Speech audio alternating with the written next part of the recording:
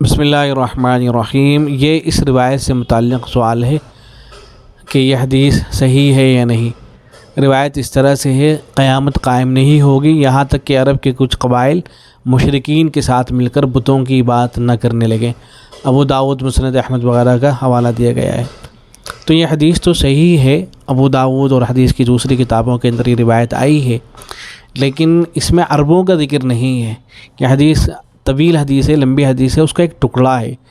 اس طرح سے وہ جو ٹکڑا ہے وہ اس طرح سے ہے: لا تقوم الساعة حتى تلحق قبائل من امتی بالمشرکین۔ قیامت قائم نہیں ہوگی یہاں تک کہ میری امت کے کچھ قبیلے و مشرکین کے ساتھ مل جائیں گے۔ قبائل من امتی، میری امت کے قبیلے۔ وحتى تعبد قبائل من امتی الاوثان، اور یہاں تک کہ میری امت کے کچھ قبیلے بتوں کی پوجا کریں گے۔ پھر آگے حدیث کے اندر ہے کہ میری امت میں 3 بڑے کذاب پیدا ہوں گے، ہر ایک دعویٰ کرے گا وہ نبی ہے۔ وانا خاتم النبیین، میں آخری نبی ہوں، میرے بعد کوئی نبی نہیں ہے۔ تو یہ حدیث ہے، اس کے اندر عربوں کا ذکر نہیں ہے بلکہ قبائل من امتی کا ذکر ہے۔ تو عرب لکھ کے جو اس کو شیئر کیا جاتا ہے وہ تو صحیح نہیں ہے بہرحال، لیکن چونکہ عرب بھی ظاہر ہے امت کے اندر داخل ہے، ایسا تو ہے نہیں کہ عرب امت کے اندر داخل نہ ہوں۔ تو اگر کوئی عرب قبیلہ اللہ نہ کرے وہ شرک کرنے لگا ہے، وہ پوجا کرنے لگا ہے، تو وہ بھی اس کا مصداق ہوگا، اور وہ بھی جو ہے اس حدیث کا مصداق ہوگا، اور وہ بھی قیامت کی نشانیوں میں سے ٹھہرے گا۔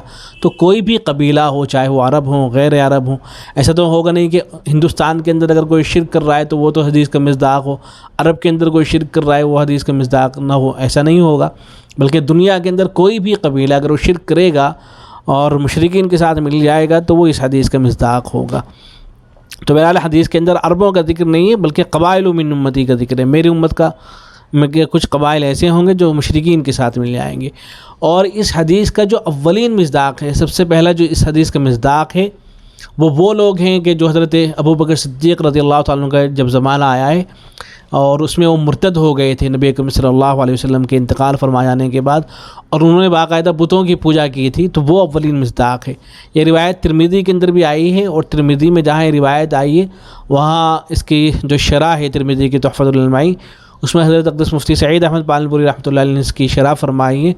حضرت نے لکھا ہے کہ دوسری حدیث کے اندر ارتداد کے فتنے کا بھی تذکرہ ہے۔ وفات نبوی کے بعد ارتداد کا فتنہ پھیلا اور کچھ قبیلے مشرکین کے ساتھ مل گئے اور انہوں نے مورتیوں کی پوجا شروع کر دی۔ حضرت صدیق اکبر رضی اللہ تعالیٰ عنہ نے اس فتنے سے لوہا لیا اور اس کو کیفر کردار تک پہنچایا۔ تو یہ لوگ اولین مصداق تھے، اور پھر کبھی بھی اگر اس طرح سے ہوتا ہے تو وہ لوگ بھی ظاہر مصداق ہوں گے۔ تو امید ہے کہ بات واضح ہوئی ہوگی، اور جو صحیح روایت ہے جس طرح سے ہے اس کو اسی طرح سے جو ہے شیئر کرنا چاہیے، اپنی طرف سے حدیث کے اندر کسی چیز کا اضافہ نہیں کرنا چاہیے۔ السلام علیکم ورحمۃ اللہ۔